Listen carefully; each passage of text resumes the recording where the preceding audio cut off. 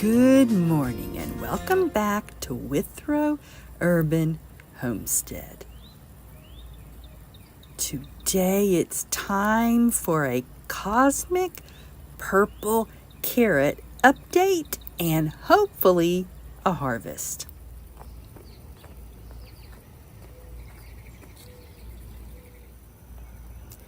Now what you see in the middle is a fall carrot, planted the fall of 2023.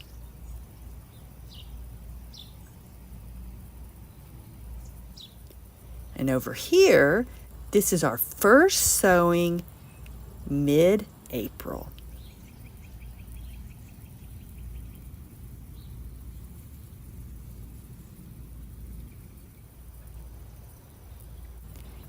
And the rest of these were our second sowing in late May.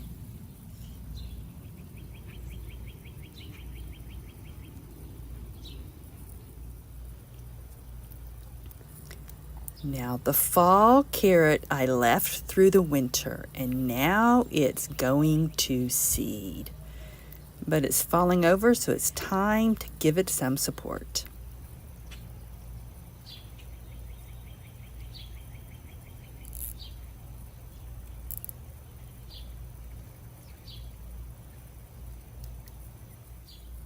Now, how do I know if the carrots are ready? Two ways.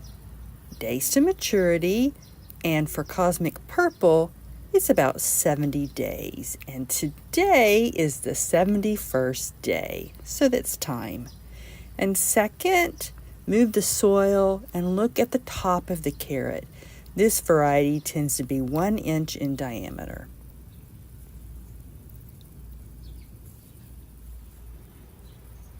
Now the best way I've found to harvest carrots is to first push down and then pull them out.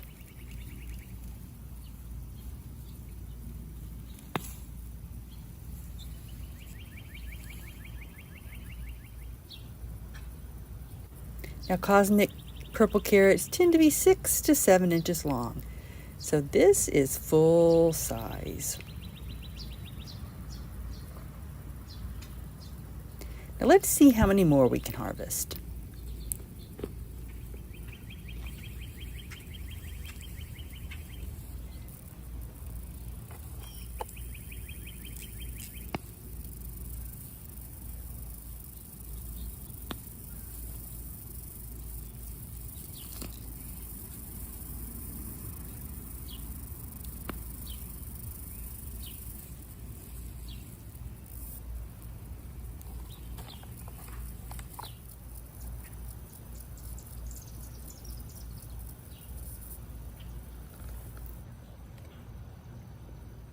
Now the first sowing struggled because I had left 5 fall carrots that had bushed out and some strawberries in the corner, and they were just providing too much shade. That's why only this one corner of the first sowing germinated.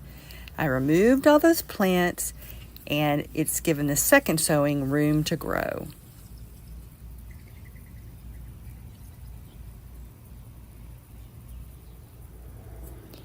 Now, the second sowing should be ready to harvest at the very end of July.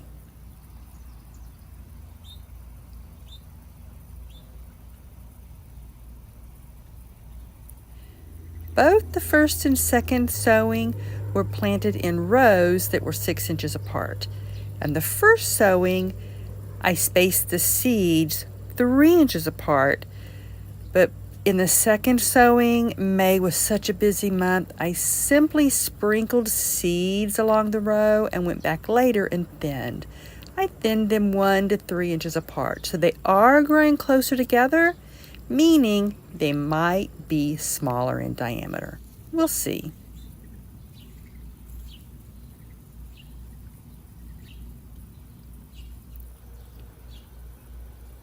Now I don't feed my carrots, but I do water every day.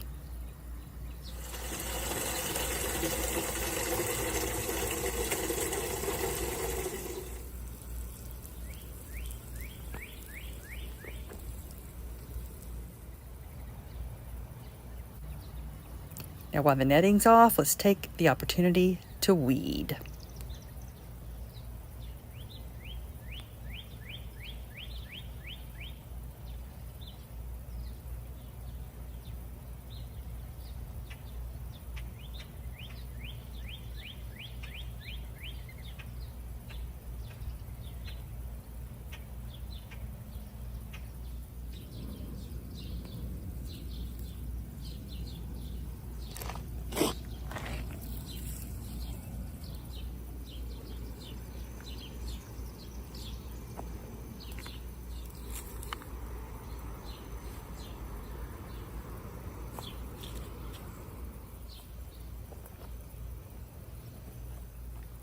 That wasn't too bad. There were just a few weeds. But let's get this netting back on to protect these carrots from digging animals.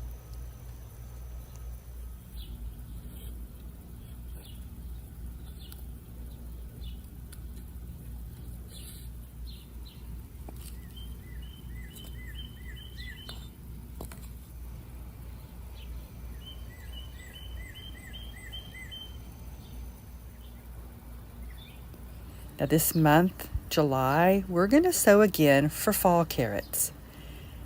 And in this area, I'm preparing the soil. I'm digging in some peat moss and some diatomaceous earth. I think that's how you spell it. I had it left over from when I raised quail. I used it for their dust baths. So I'm mixing that all in and getting rid of any rocks. Here's all the ones I found so far.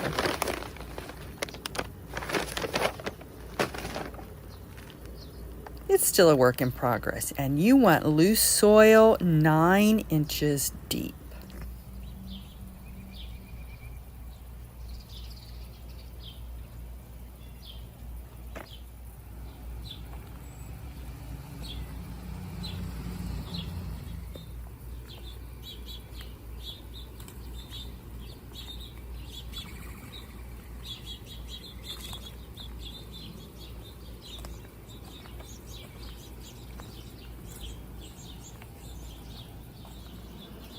Now let's go ahead, process, and store these carrots.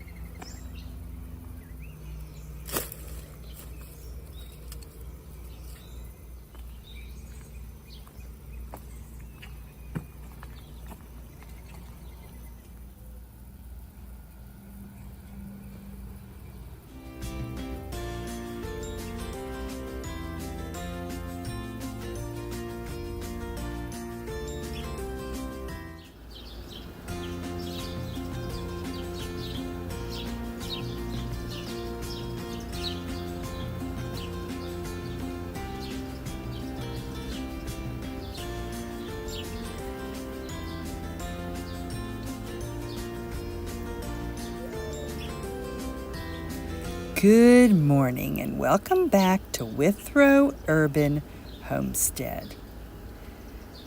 Today we're going to have a marigolds update. In mid-May, we planted out French marigolds in 4 different locations and 4 different ways. Today we're going to compare how the same seeds and the same plants developed and grew depending on where and how they were planted. Now these 2 are a good example. They were planted at the same time. They were watering the same. I watered them every day. I do deadhead both of them. They're on the same feeding schedule of every 2 weeks, but they get different amounts of sun. This one gets more sun than that one. So they're 2 different sizes.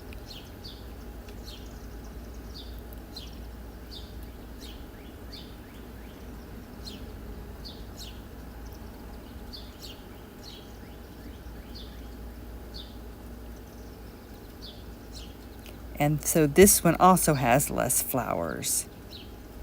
And I do deadhead the flowers.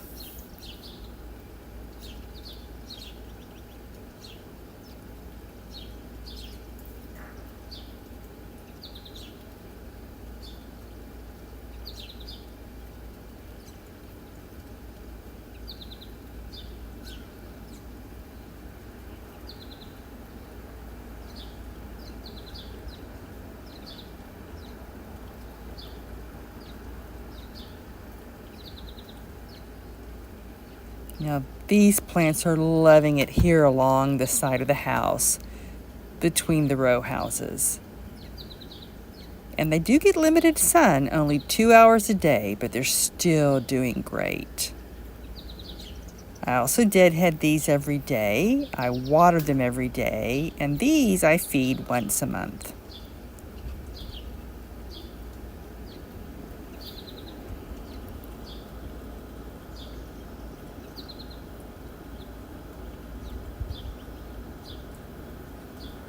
Marigolds grow very quickly, and I suspect that these here have outgrown their pots because the leaves are starting to show some stress. So we're going to pull one up and see, and if they're root bound, then we'll put them out in the in-ground garden.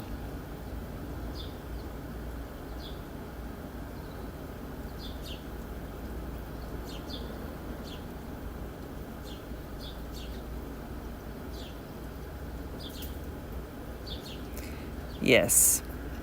Now if I want these marigolds to keep growing and live, they're going to need to find a bigger home. And in the ground's going to work best for me right now. I could prune them, but because the roots are too crowded, they're just not going to grow. Now next to these, we have marigolds in 2 of our green stalk planters. Same seeds, planting the same time, but because the pockets are smaller, the plants have less space.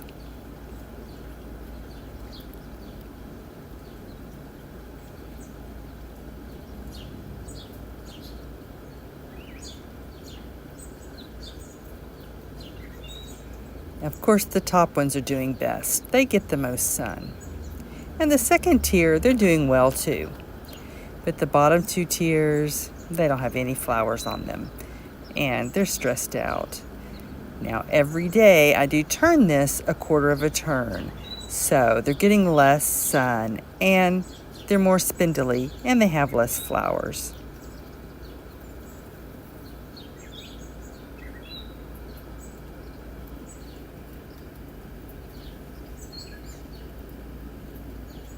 So this one's a good example. Today the marigolds are facing the back. So basically today they won't get any direct sunlight.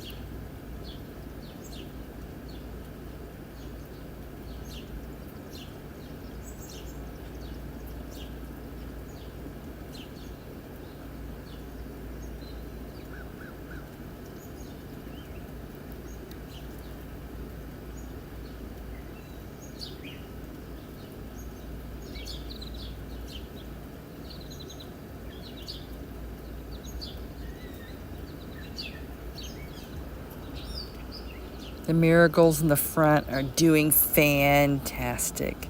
I never water them except at the very beginning when I transplanted them. I never feed them either, but I do deadhead.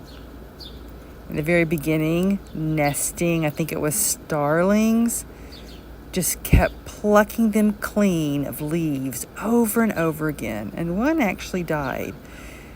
So I had to cover it with a net, and after a couple of weeks, they were big enough. I could take it off, and now they're doing great.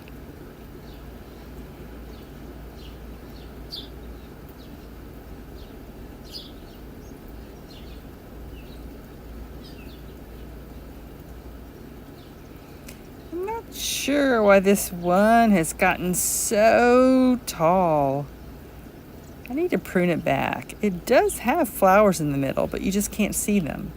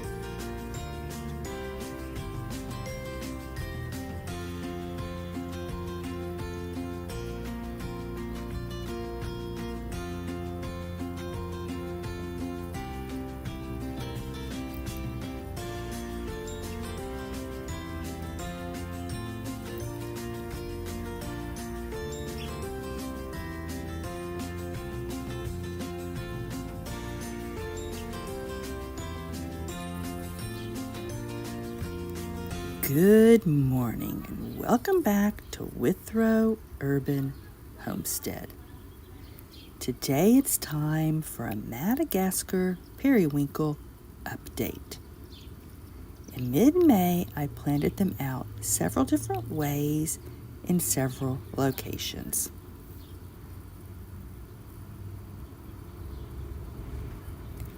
This is my first time growing Madagascar periwinkle, and I picked it because I wanted a drought and heat tolerant, pest resistant, easy to grow flower for my son's memorial garden. So we're going to go ahead and start over there. This morning on our morning walk, I videoed because I want to show you what it looks like to grow these with very little care. Then we'll come back and see how they're growing here at home.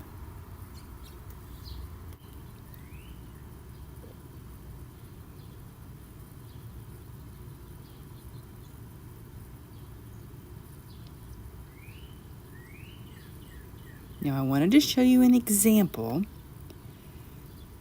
of how heat and drought tolerant these flowers are. We planted them mid-May. Same time as the ones we planted at the house.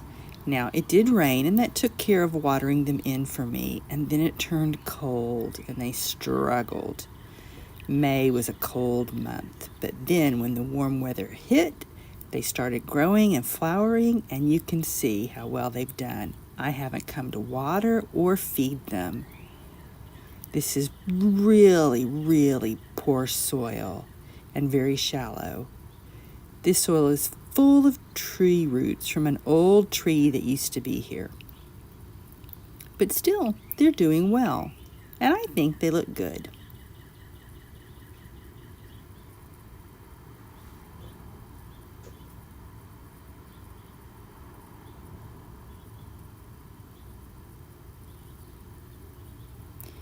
Now here along the side of the house, we planted them in a variety of containers.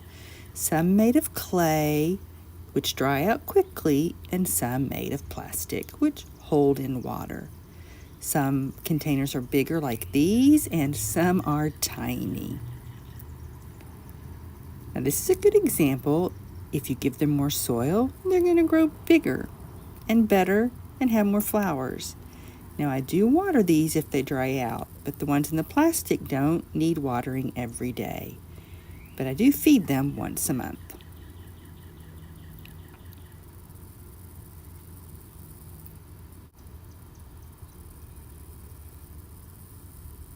Now, periwinkle like full sun, and here on the side of the house, they only get 2 hours of sun a day. Plus, in the green stalks, they get even less. Because sometimes they're turned towards the back, because every day I turn the green stalks a quarter turn. So they don't get 2 hours of direct sun every day. Plus, the lower tiers, they're more shaded from the higher up plants. Especially over there, the creeping Jenny is really shaded, the periwinkle. But they all have flowers. They're small, but they are flowering. They tend to have one flower on each plant. I do water the green stalk every day, not that specific pocket. And I do fertilize once a month.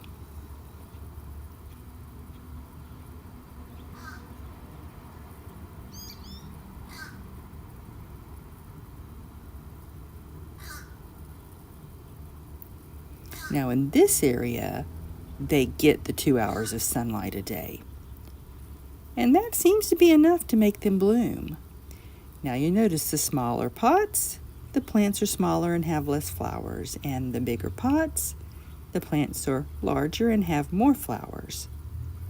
Now these two are plastic. All the others in this area are clay. The plastic's done better. I was concerned it would hold too much water because they don't like their feet wet. But because they're small, they dry out faster.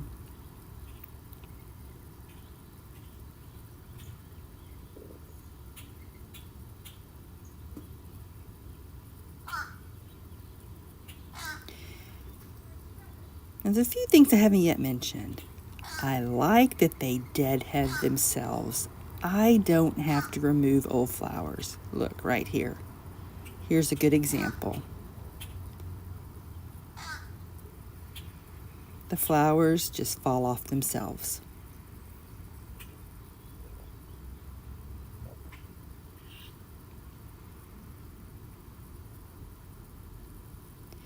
Now, since this is my first time growing them, what have I learned? Well, number one, they do not like the cold.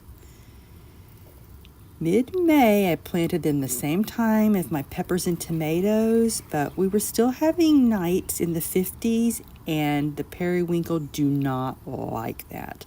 Now, what does that look like? Well, yellowing leaves and no growth. They didn't die, but the leaves were very yellow. And I had been wondering, am I overwatering them, overfeeding them? But no, it was simply too cold. Next time I grow them, I'm going to wait and plant them later. Now, secondly, if you notice out at the memorial garden, I would plant them closer together. I don't remember the spacing that I used. I'd have to check my notes, but I would definitely put them closer together and a double row. Now, if I went every week and watered and fed them once a month, I assume they would grow bigger. But you have to hand carry water from the faucet, and that's just too hard on my arthritis. I'm satisfied with their growth, but I definitely would like them closer together. Now, how much will they grow this month in August? We'll see. We'll come back for an update. Now, these marigolds are done. They have outgrown these pots. So I'm going to transfer them to the in-ground garden. Then I'm going to take all of these Madagascar periwinkles down to the memorial garden and fill in those gaps. If you notice, the front row, which were the hot pink, the heat wave raspberry, they get more sun, so they're bigger. And the ones behind is heat wave apricot, they're smaller because there's less sun in the back. So I'm going to put these out there and give them a new home. And then this area will be clear, and it's going to give me less to water because lately there's been no rain.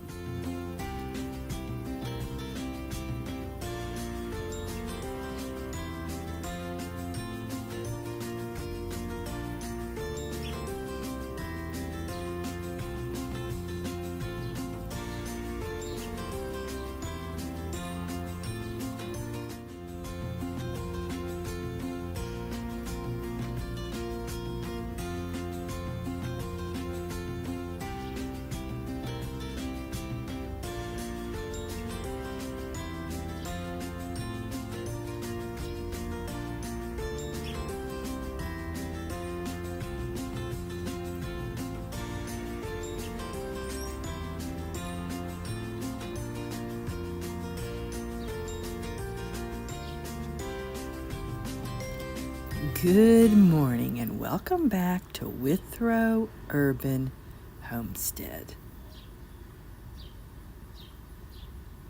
We're growing balcony petunia mix in 4 different locations, so it's time for an update. Now this is the grandkids' garden, and that's the reason there's so many plants planted so close together. Now both kids have 1 petunia plant each, but they've grown into the same space. Now I do water this raised bed every day and feed it every 2 weeks. I also deadhead these petunias, but soon that's going to be really difficult because you really have to search down in there. I think they're looking really good.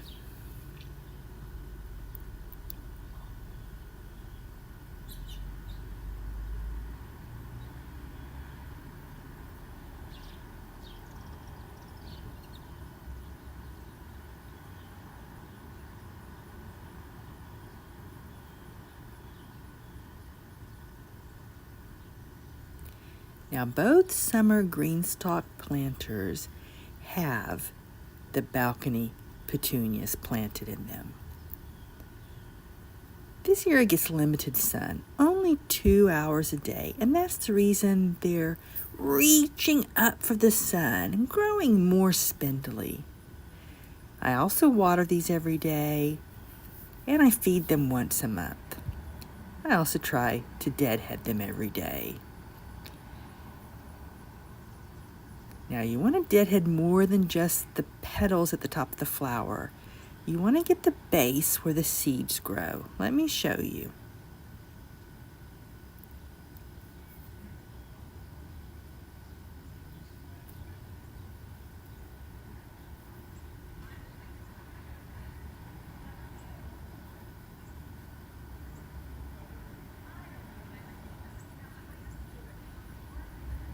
Now if you want them to keep flowering and be fuller, not letting develop seeds is the best.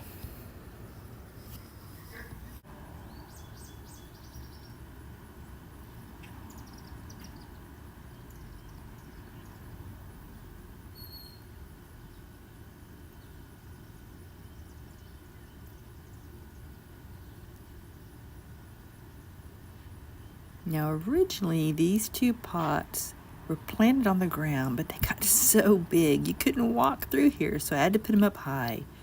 And soon I'm either going to plant them in the back or the front gardens. It's difficult getting up there to water. But let me show you what to do if you miss deadheading a flower. Show you what the seed pod looks like. You can go ahead and remove it or leave it to save your own seeds.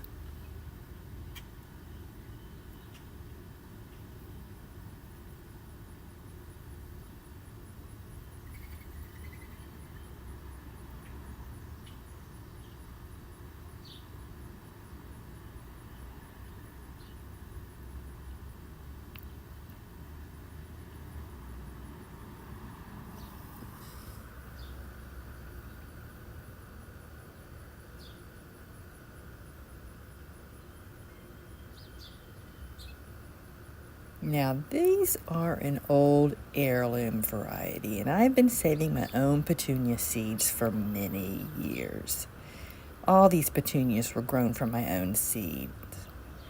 I tend to leave a few flowers to develop seeds in the front because these plants are bigger and they have more blossoms than the ones on the side. They also get full sun here. Petunias do prefer full sun. I water these pots once they dry out because they're so big, they don't require watering every day. Now right now, we're in the middle of a heat wave, and they're requiring water about every other day.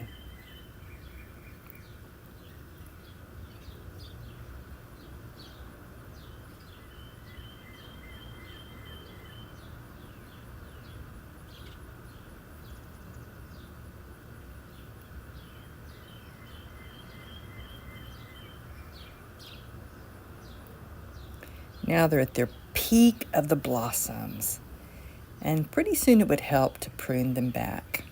It'll make them bush out more, but wow, it's hard to do when there's so many flowers. It's just absolutely beautiful. Now let's walk over to the front and I can show you some petunias I didn't grow from seed, but a wonderful place to find free plants is the cemetery. And here, that's after Mother's Day. I found 2 pots of petunias that were basically dead. I planted them in the ground and they came back to life, and they're free. Oh, I also do feed these big pots once a month.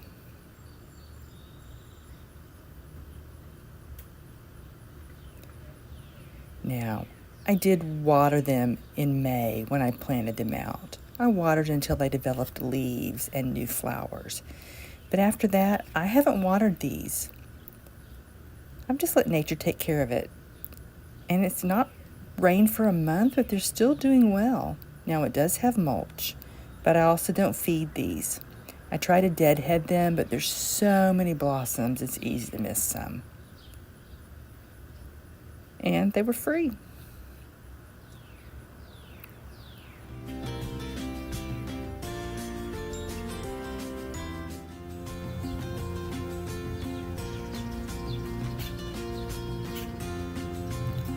Good morning, and welcome back to Withrow Urban Homestead. It's early July, and it's time for a yellow squash update and harvest. So I have 2 heirloom varieties. Let me look at the names. Early Prolific Straight Neck and Early Golden Crook Neck.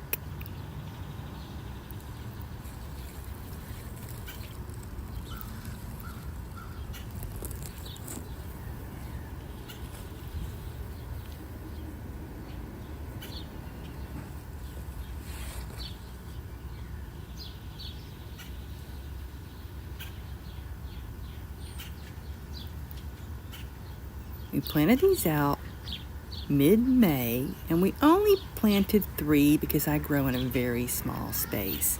And I spaced them 3 feet apart and 3 feet from the fence.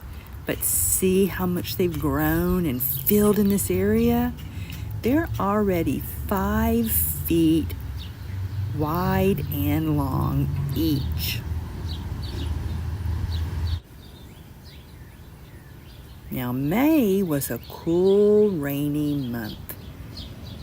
But starting in June and July, we haven't had any rain. It's been very dry. But these have done well. I haven't watered. I also haven't fed them.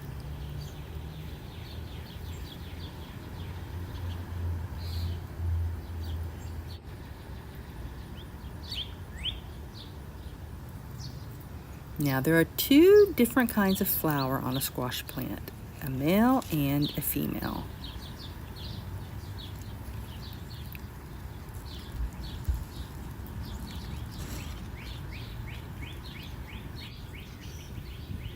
The female flowers have a small fruit, which is actually the ovary, and it requires a bee or a pollinator moving pollen from the male flower to the female flower. And the male flowers, they just have a flower and a stem. And those will never develop fruit. Now let's see if we can find any bees.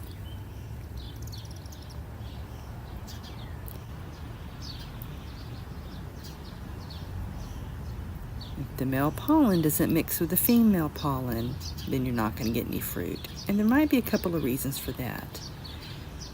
In early growth, sometimes you don't have both kinds of flowers.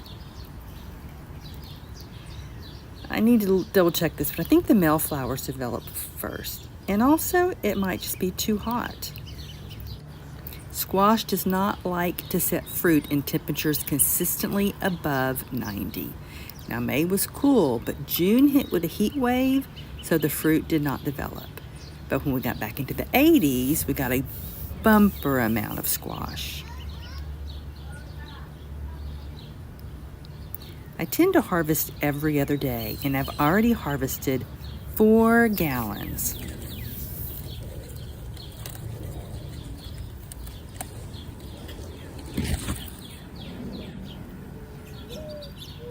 The first fruits that are unpollinated, I go ahead and harvest those, especially before they rot. Also, any small fruits that are developing a dark skin at the top, I pick those too. I think that's heat or water stress related.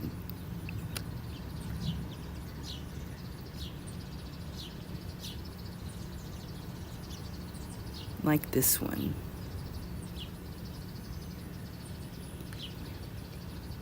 If I leave it, it's going to become extra hard.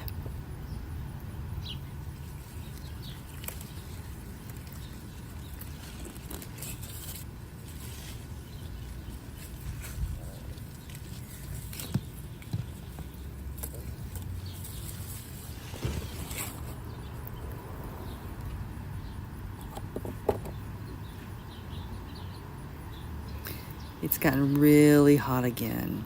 So let's go ahead and harvest any of the healthy fruit and any of the heat-stressed fruit.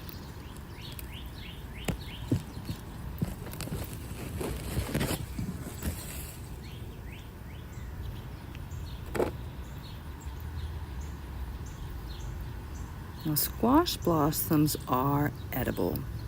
Many people stuff them with like goat cheese or cream cheese, and they also dip them in batter and fry them. I've never tried it.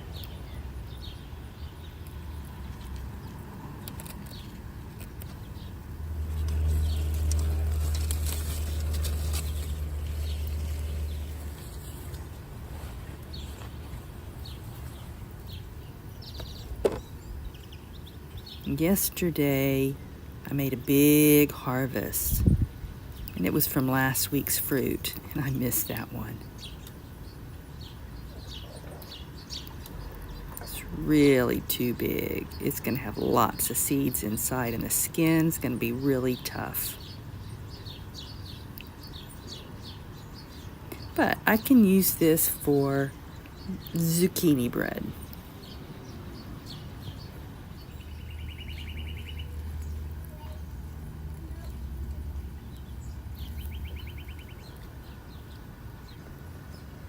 Now you see that green stake? That's where it was planted.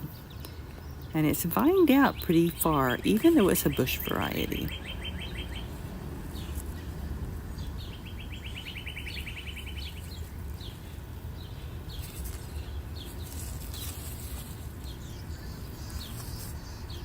And so far, no squash bugs.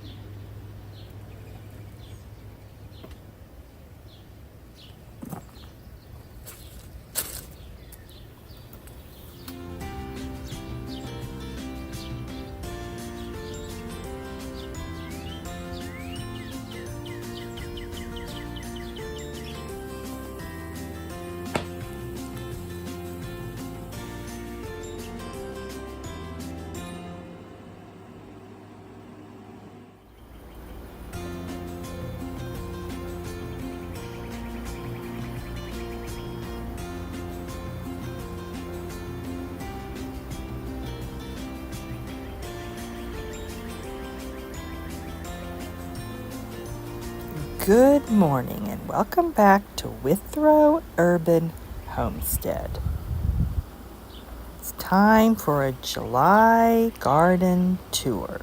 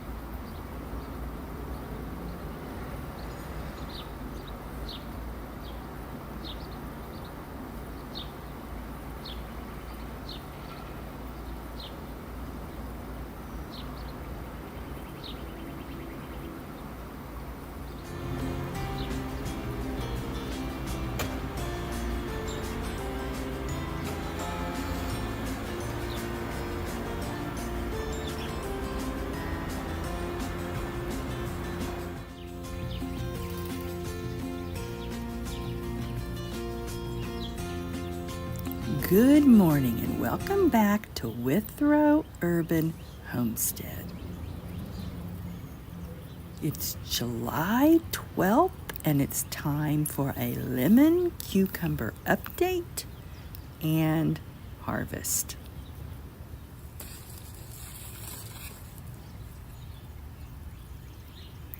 Now you can see the reason they got the name. It's not because they taste like lemons, they taste like cucumbers. It's the color.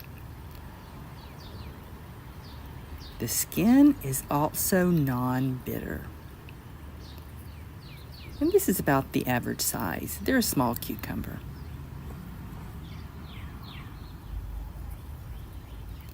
Now in the middle of May, we planted these out, and the rest of the month we got plenty of rain because cucumbers have shallow roots and they require a lot of water. But June hit and there's been no rain since. It's just been going around the city and it hasn't touched here. Hopefully we're getting rain today. So we've had about a month and a half of no rain. But lemon cucumbers are a more drought-tolerant variety than other cucumbers, and they're still doing okay. Plus, the location they're planted gets less sun. And I have sheet mulched this area. That helps hold in the moisture. We do, though, have some leaves starting to show heat stress.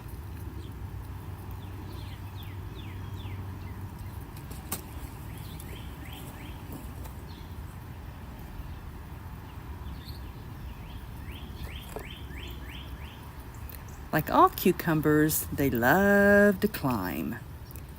And these cucumbers have decided to climb on this sunflower. I think I planted 3 plants.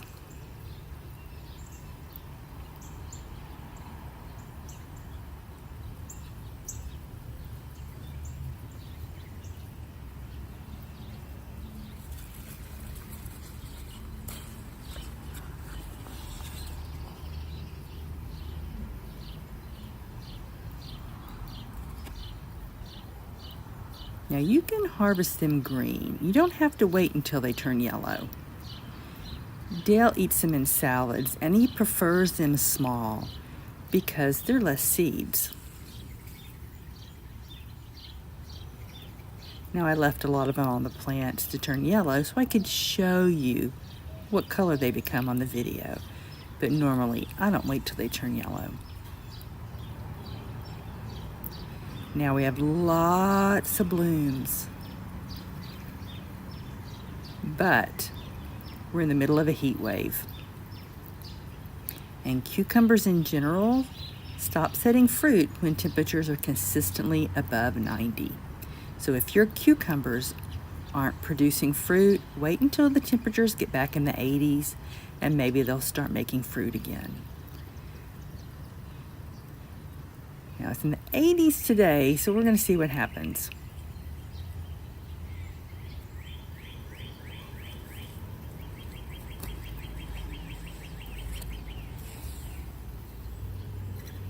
Now I'm behind the trellis, and cucumber fruit grow really fast, so I like to harvest often.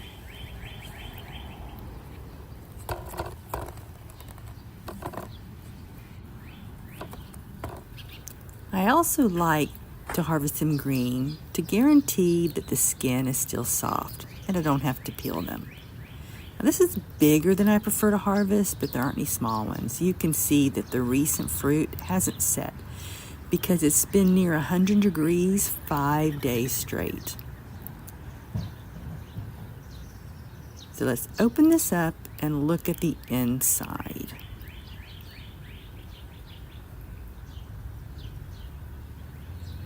And these seeds are still soft and edible. If you pick it about this size, there's basically no seeds in there.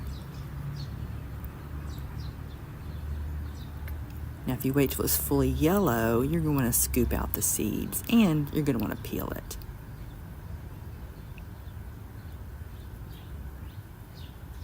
Now, how can you use the lemon cucumbers?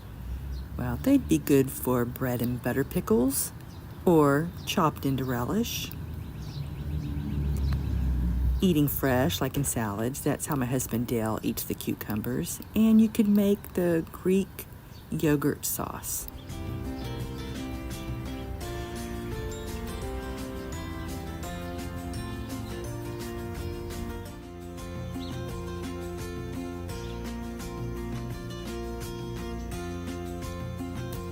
Good morning and welcome back to Withrow Urban Homestead.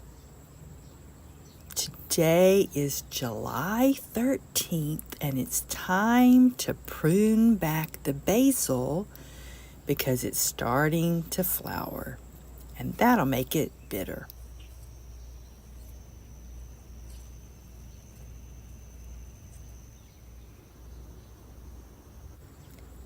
Pruning and harvesting basil is simple.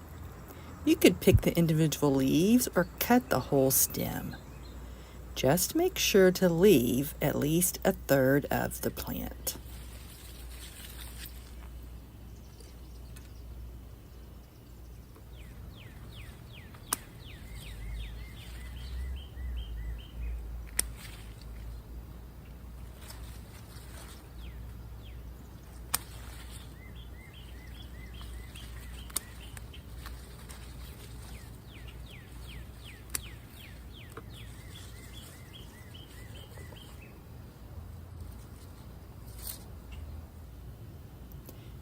The stems where they branch off already have new leaves growing. Let me show you.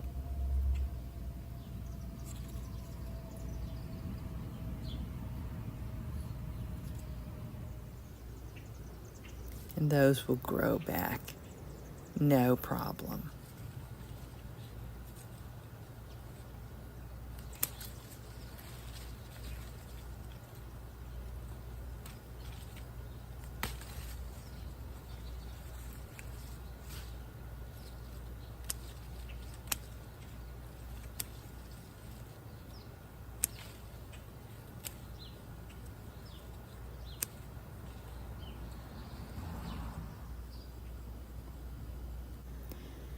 Now preserving basil is also easy.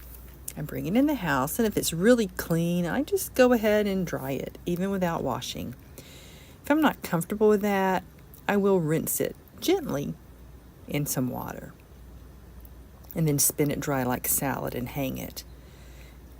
Could also use a dehydrator, but it's so hot, we're in a heat wave right now, I don't want to warm up the house. But my favorite way to preserve basil is to process it in oil and freeze it in cubes. I already have a video of that, so I'm going to insert it here.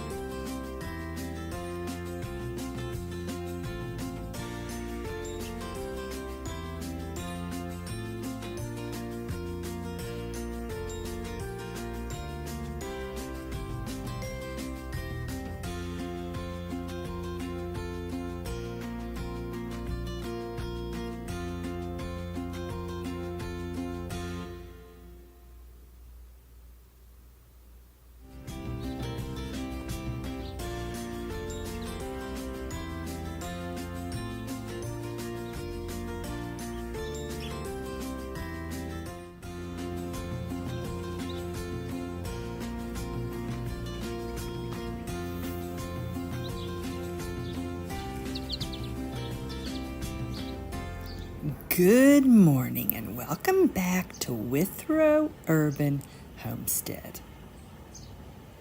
It's mid-July and it's time for a sunflower update. All of these were planted mid-May.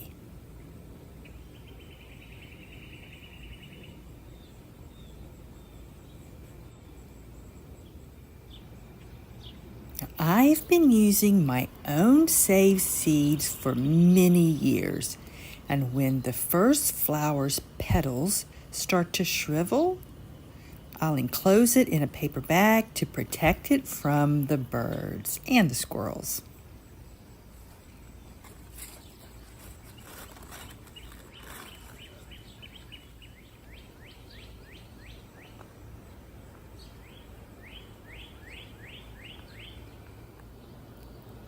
When those outer petals fade, you know soon it's going to be ready to cover with the paper bag.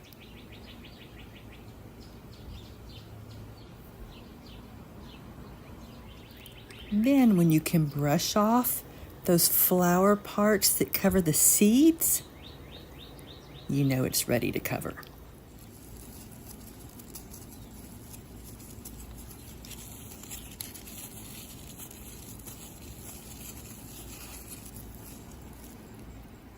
So if I wanted to save seeds from this plant, now is when I would cover it. And the first flower is always going to give you your best seeds.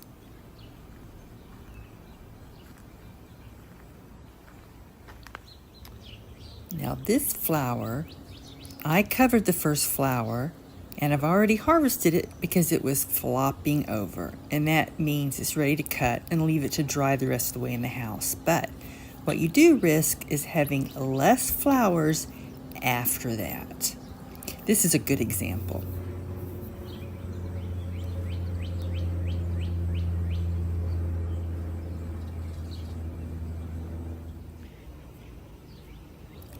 Many of these flowers are done. Now it's still setting flowers, but they're much smaller.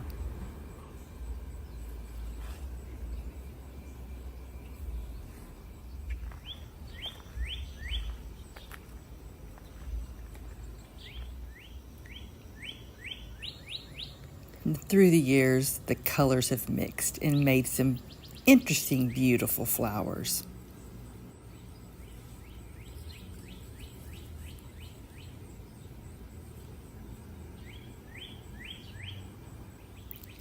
I did not harvest the first flower from this plant because the flower heads, they're kind of on the small side. But the birds have already taken care of all the seeds from that first blossom, and that's good because the plant hasn't gone to seed yet and it'll make more blossoms.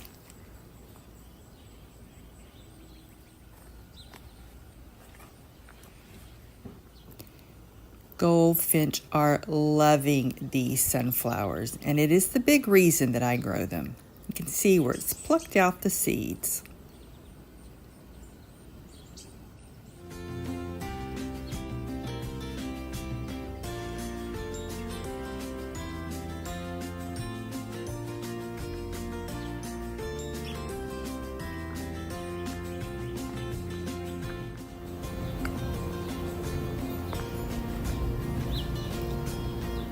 Good morning and welcome back to Withrow Urban Homestead. Today it's time for a zinnia July update. These were planted out in mid-May.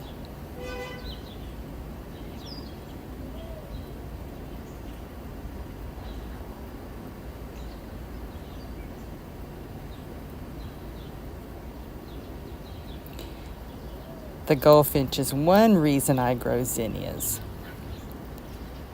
Now this is only 4 plants along here and 2 against the fence, spaced 18 inches apart, and they've already filled in this whole space.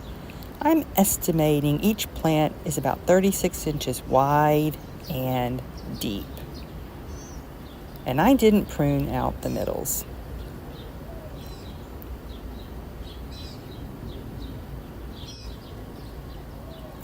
Zinnias are an easy flower to grow. I haven't fed these I never water them. It's only rained once since June 1st. Now May, we did have some good spring rains that helped it develop some good roots because zinnias grow fast, but they are drought tolerant. And they're doing so well because they're getting full sun and they were spaced the right distance apart.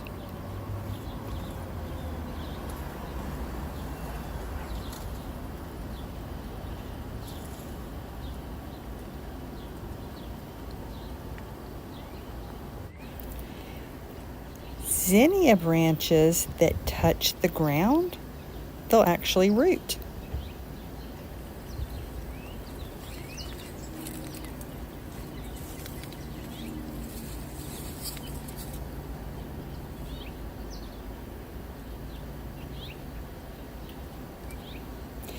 The ones that have double and triple petals are beautiful. But pollinators, like bees, hummingbirds, and butterflies, they prefer the flat flowers. Interesting.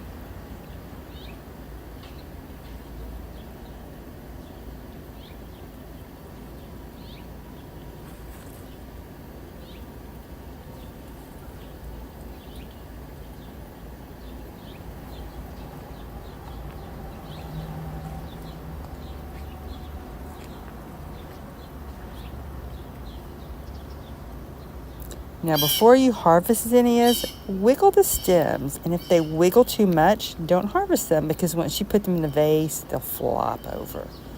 Shake the stems, and the ones that are stiff are ready for harvest.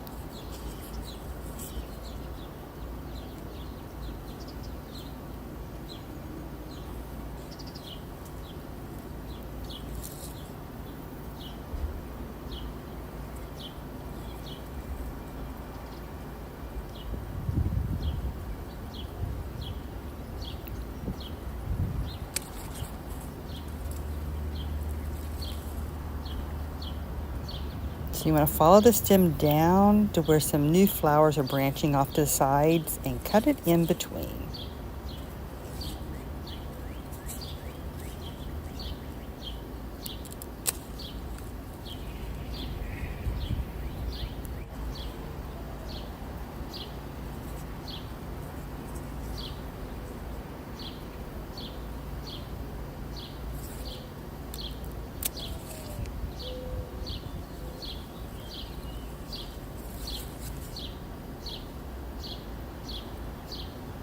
Now these are heirloom California giant zinnias, and I've been saving my own seeds for years, but I'm going to let you know the colors can mix.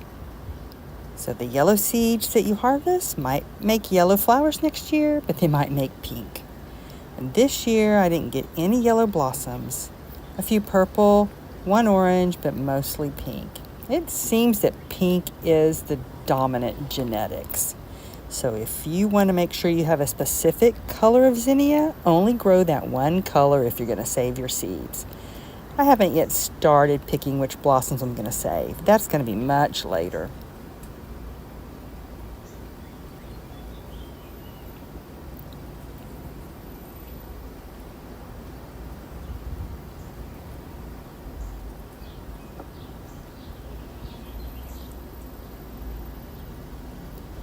Now, if you want your zinnias to last in the vase, start with clean water. I never use water from the rain barrel, and take off the leaves because those will just deteriorate in the water.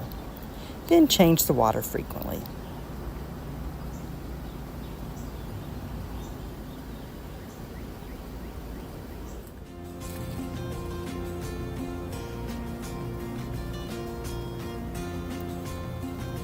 Good morning and welcome back to Withrow Urban Homestead. It's time for an okra harvest and update.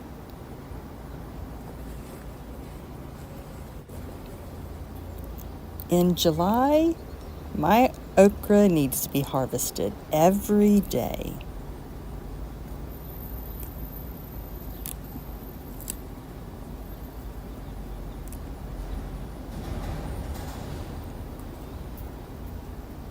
Now, if okra gets too big, it's going to be too tough to eat. So this is the biggest I prefer to harvest.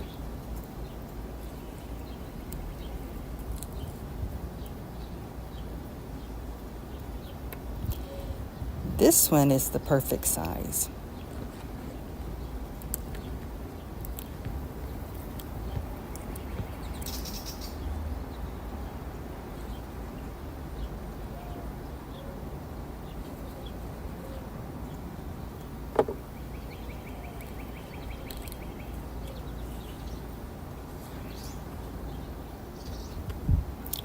I leave the small ones, but if I'm not going to be able to harvest tomorrow, I'll go ahead and pick those little ones too, because they grow so fast.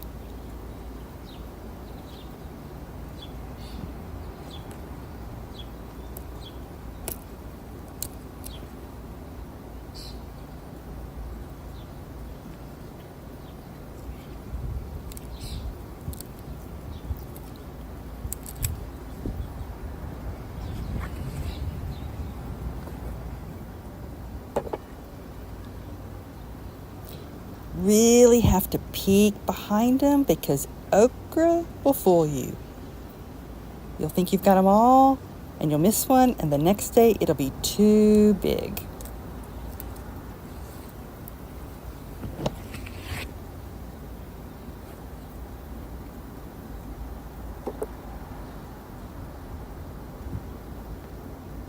That one was hiding, and it was smaller because it's lower down. Now here in north central Maryland, I can't buy good okra, fresh or frozen.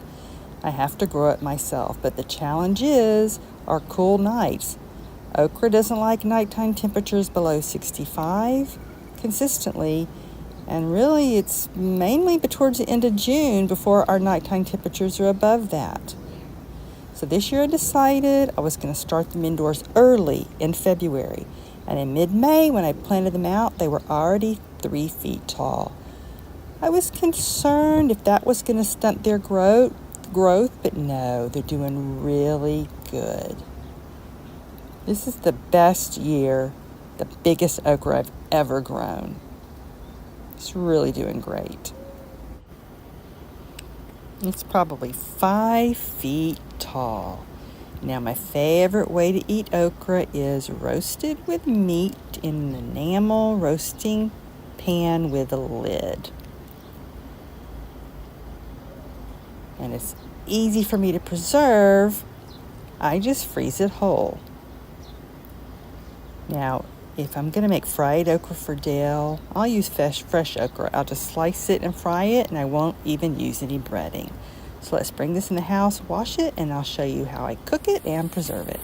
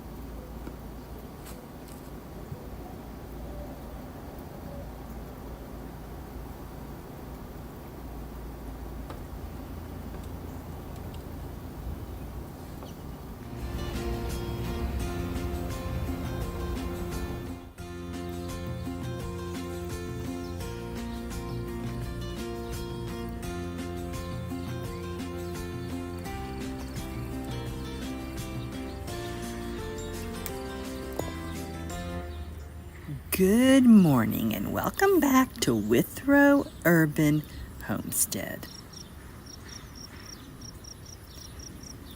It's the end of July and it's time to take a look at the sweet red Ivarsky peppers.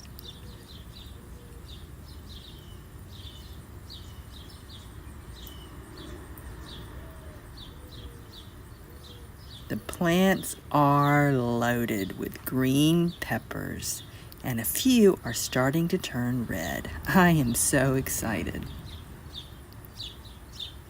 I love my sweet red peppers. I like to wait till they change color. I prefer not to harvest them green, but every day I do check for any damaged peppers. If I see damage, I go ahead and harvest them.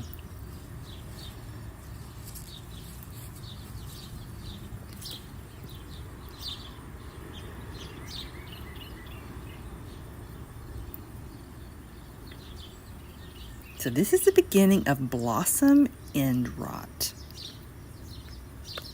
It's really small, so I go ahead and pick it because it's just going to grow and get bigger.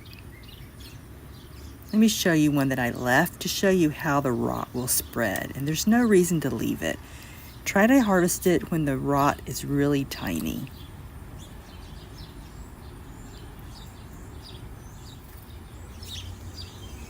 Now, blossom end rot happens for a variety of reasons, and I think this year it's because of the stress of the extreme heat and not much rain, because I don't water my peppers. Now, the first 7 days, I will water the young transplants, but after that, I let the spring rain develop really deep roots. Yesterday, I moved some of the grandkids' sweet peppers, and digging the hole 1 foot down, the whole garden was dry. But my peppers are doing well. But when flowers were developing, I did water in some cow mag. It helps with blossom end rot. It's my understanding that you have to do it during flower development.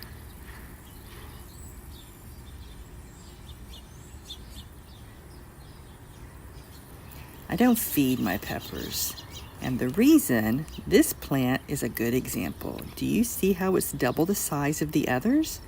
Because it's near the compost and all this rich soil.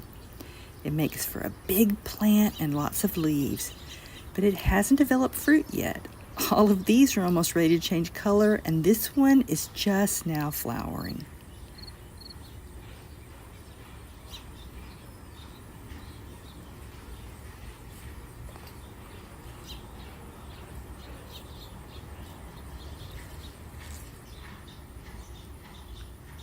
It's also big because do you remember how cold the spring was, and these plants really struggled, except for this one, because it had the warmth of the compost and it grew quickly. But now with the flowers, it's time to water in the cow mag.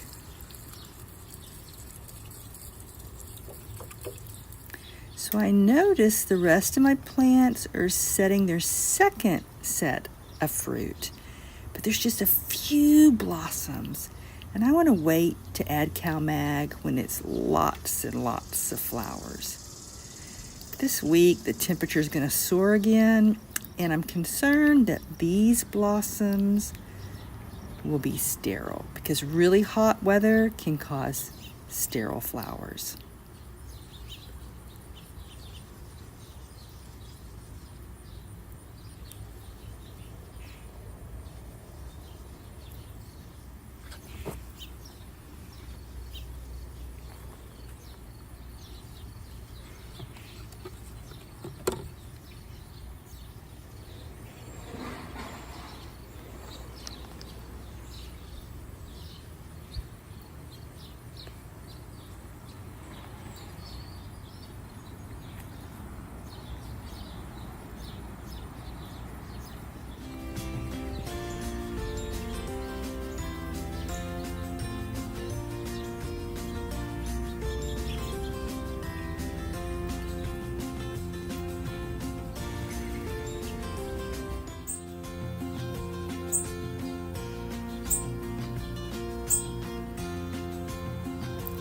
Good morning and welcome back to Withrow Urban Homestead.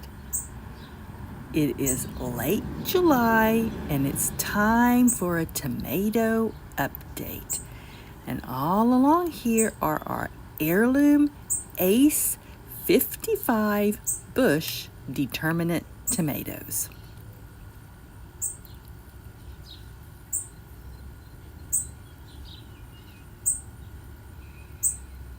It has been a hot, dry summer, and I haven't watered these tomatoes. So you're going to see some leaf curl and some yellowing leaves. And those, we're going to go ahead and prune those off.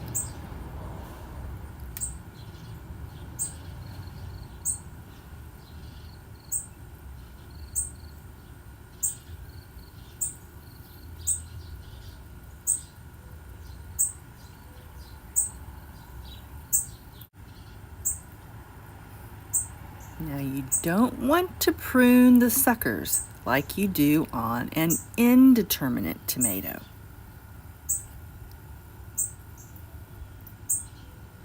You only want to prune below the first blossoms or the first fruit.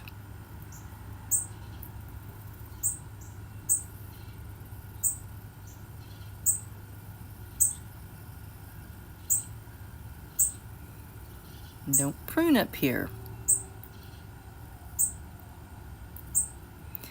Now I also prune the very lower branches to limit disease. I don't want them touching the soil or the soil splashing up onto the leaves.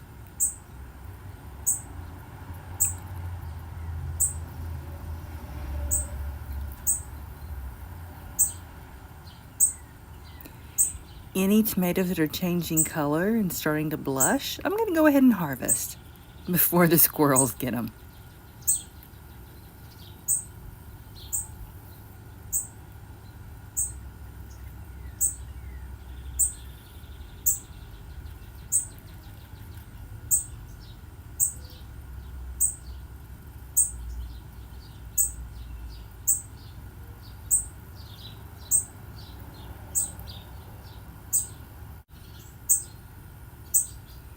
It will finish ripening indoors.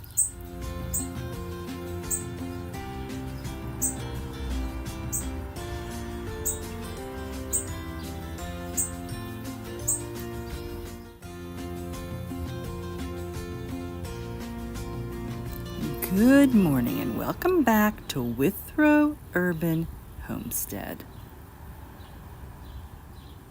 It is the end of July and it's time for a sunflower update.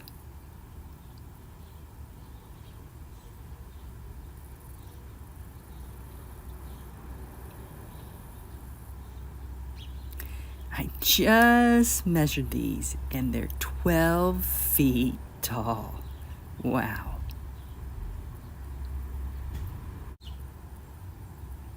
These are supposed to be heirloom mammoth sunflowers,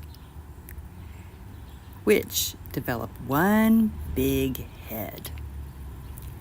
But look, we've got multiple blossoms. That means whatever farm grew these grew them too close to a different variety of sunflowers.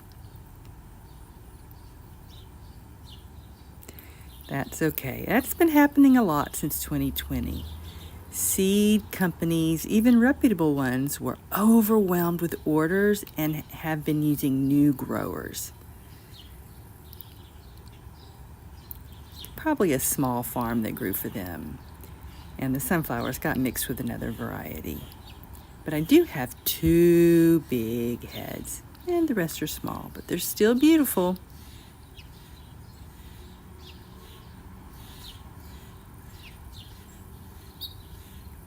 So mammoth sunflowers should have 1 big head each, like this one.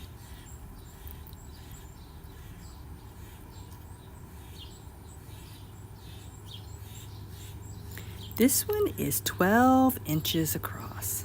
That is the right size.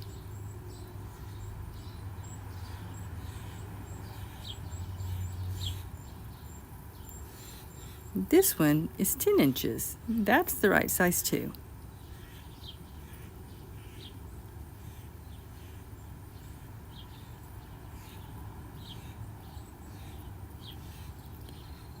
Because mammoth sunflowers cross with other varieties, I don't save my own seeds. Every year I buy new fresh seeds. But if you want to save your seeds, You're going to need to space them, and I've read a variety of information anywhere from 500 meters, which is about a third of a mile, to 3 miles apart from a different variety, and that's just not possible here.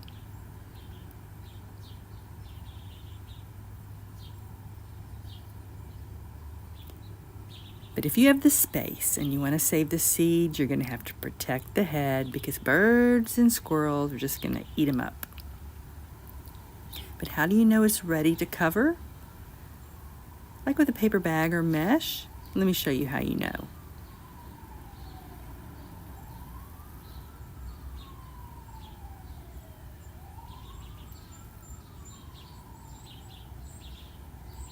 See these little bulbets?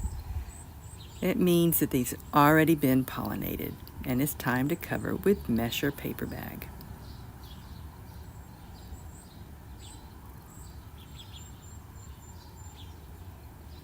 And then how do you know when the head is ready to be harvested?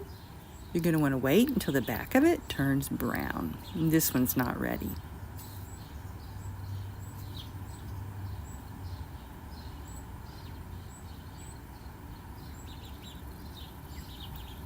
How did I grow them so big? It's because here in the front, we get the most sun and the most heat, and sunflowers love heat and sun. And I also space them the recommended distance. If you space them close together, or grow them in a raised bed, or a pot, or in the shade, they're going to be smaller and thinner.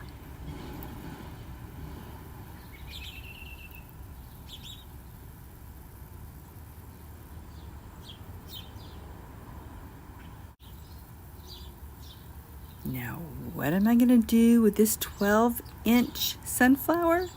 I'm thinking about submitting it to the fair. Every year, I submit 3 things to our local fair. It's only $10, and it gives me a 1-week free pass. But if I'm going to submit this, I need to cover and protect this soon.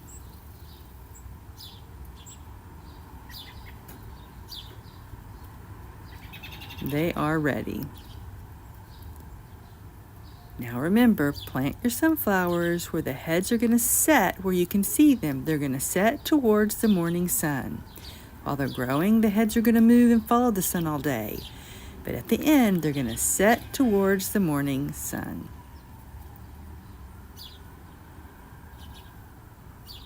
Now, I did water these the first week after I transplanted them, but after that, I haven't watered or fed them. They are easy to grow.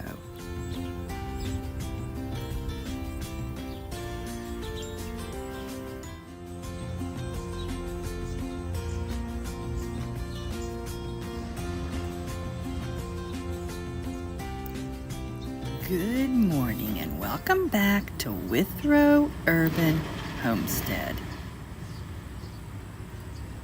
It's the end of July and it's time to harvest the purple cosmic carrots.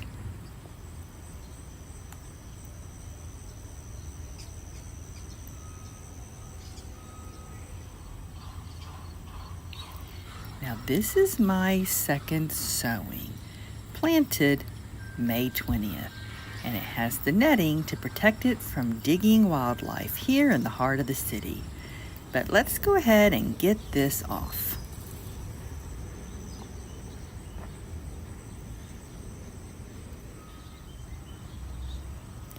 Because these are an heirloom variety, I've been saving my own seed for years. But carrots require 2 growing seasons. They have to have the warmth of the summer or fall, the cold of the winter, and then the warmth of the spring or summer to develop seeds. This is from last year's fall carrot, and it's time to harvest these seeds.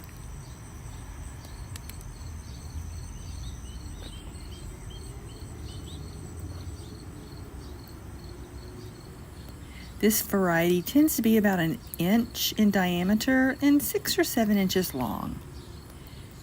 Now you know they're ready by checking the tops.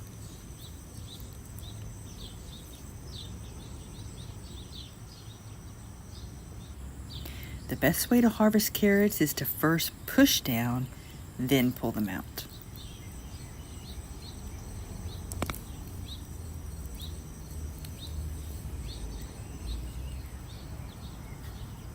Now the first sowing video I mentioned that these are going to be smaller because they're sown closer together. Our first sowing, we spaced them 3 inches apart, and these are more like 1 inch.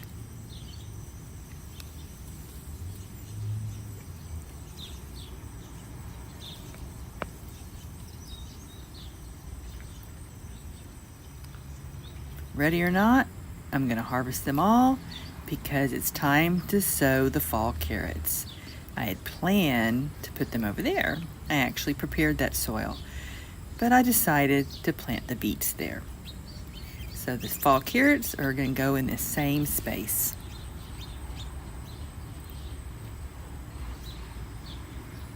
The tiny ones we'll use first in my husband Dale's salads. And the green tops, I'm going to freeze. The first harvest, I dehydrated the greens, but we're starting another heat wave, and it's going to be close to 100 this week, and I don't want to warm up the house. Now I left the bigger carrots. Let's get those harvested.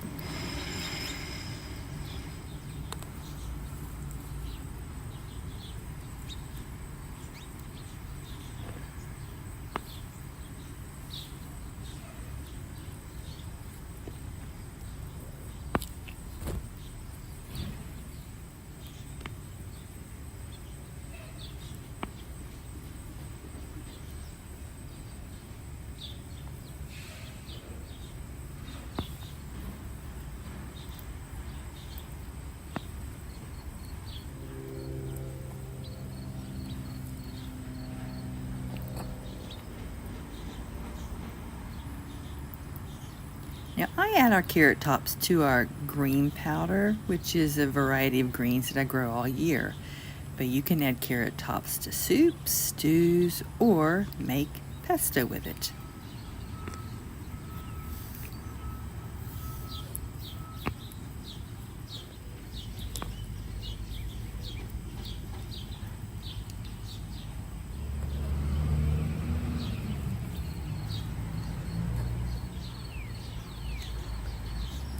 These could use more time.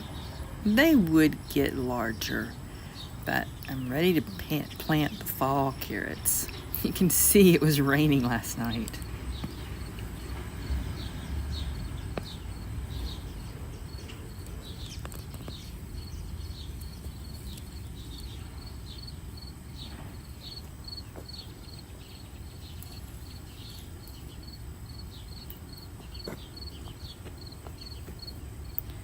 For storage, you're going to want to cut off the tops because they are going to pull the sugars from the roots.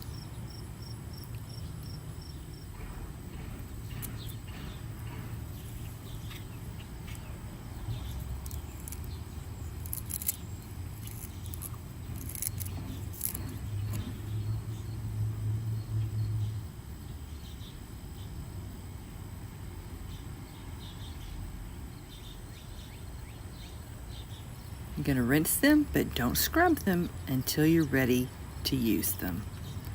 And they're going to last in the fridge for months, I think up to 6 months.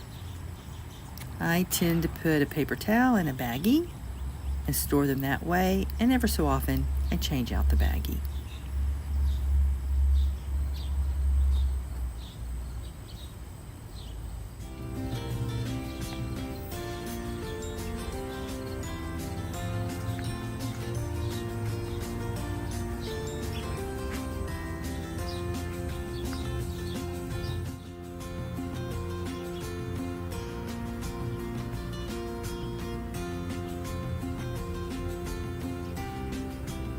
Good morning and welcome back to Withrow Urban Homestead. It's the end of July and it's time for our first hot pepper harvest.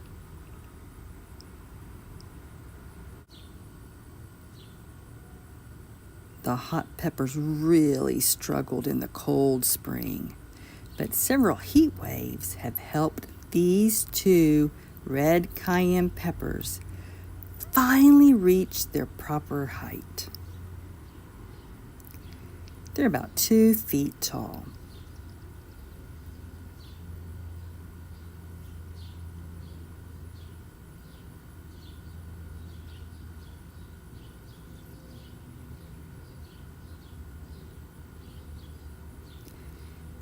The early jalapeno peppers, they're still tiny. I suspect it's because they're getting less sun over there. Now they're about 1 feet, and they should be about 3 feet tall, but I do see one pepper.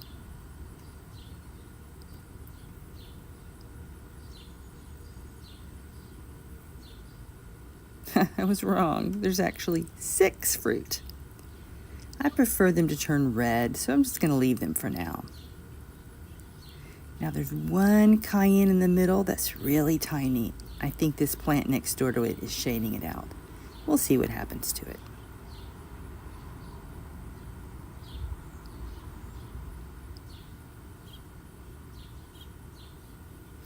Now in my past garden tours, I got these plants reversed. I thought the jalapeno were first and the cayenne were second. Oops.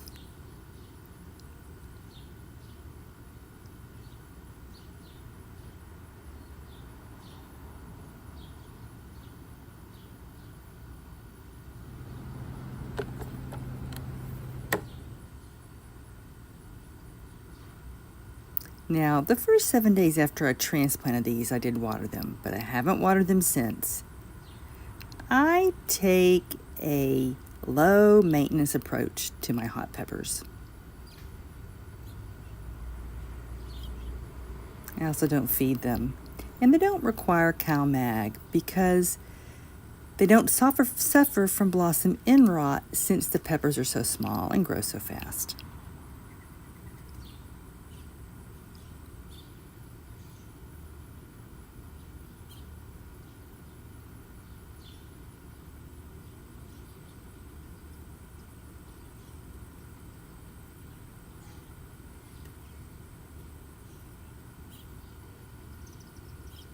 Now these are heirloom peppers, and I save my own seeds.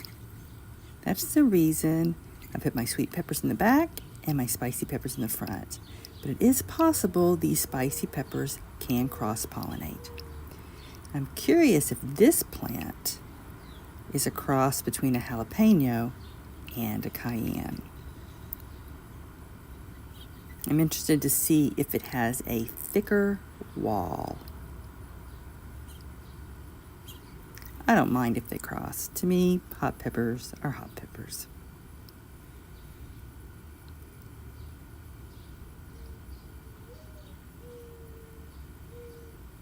Now let's bring them indoors, and I'm going to show you how I dry them. It is very simple, so easy.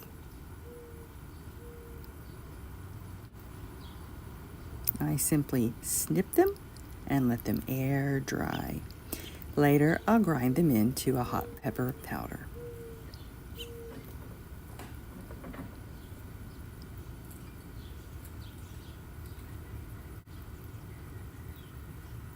The wall was a little bit thicker, and the skin is smooth, not bumpy like the cayenne. I suspect they have crossed. Now, if you're sensitive to peppers, make sure you use gloves.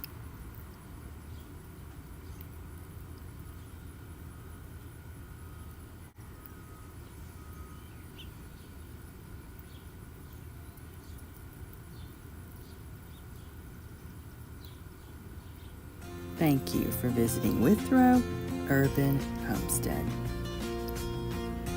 See you later. Bye-bye.